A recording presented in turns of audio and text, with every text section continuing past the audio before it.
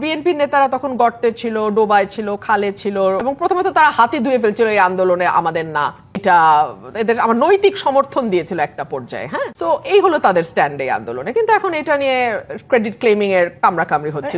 আমি সংসদে বলতে বাধ্য হয়েছিলাম যে সংসদে তো কিন্তু চাইলেই কথা বলা যায় না, আপনাকে আগে হুইপের কাছ থেকে সময় অ্যালোকেশন নিতে হয়। সো আমি যখন বিরোধী দলের হুইপ মানে নাহিদ ইসলামের কাছে যাই, উনি চেষ্টা করেন, বাট ইনভেরিয়েবলি উনি বলেন যে আপনার জামাতের আমিরের পারমিশন লাগবে। জামাতের আমির ফর অবভিয়াস রিজনস তুমি ওনার মানে ওনার দলের জন্য বরাদ্দ সময় থেকে আমাকে দেবেন না। সো আমাকে যেতে হয় তখন সরকার দলের কাছে, সরকার দলের হুইপের কাছে। যেহেতু আমি সরকারি দলের একজন ক্রিটিক, তারাও অফকোর্স তারাও ভেরি কমফোর্টেবল না আমাকে সময় দিতে। সেই কারণেই আমি স্পিকার মহোদয়ের দৃষ্টি আকর্ষণ করছি, তাহলে আমি যাবোটা কোথায়? ধরুন জুলাই চার্টার নিয়ে আলোচনা, এই আলোচনায় যেহেতু কোনো দলই আমার নাম দিচ্ছে না, মানে সরকারি দল বিরোধী দল, সো আমার বক্তব্য শোনা যাচ্ছে না। আমার তো বক্তব্য আছে জুলাই চার্টার। এখন যারা সংসদে বসে আছেন তাদের কজনের চেহারা আপনি মনে করতে পারেন জুলাইয়ের পথে? আমার চেহারা নিশ্চয়ই আপনাদের মনে আছে।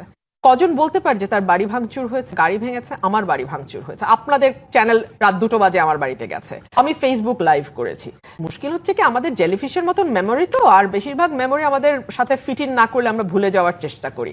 সো বিএনপি তাহলে ত্যাগী নেতাদেরকে যথেষ্ট সম্মান দিতে পারে নাই? সেটা বিএনপির ত্যাগী নেতারা বলবে, আমি তো জানি না। আমারটা তো আমি বলতে পারবো, অন্যদেরটা তো আমি বলতে পারবো না।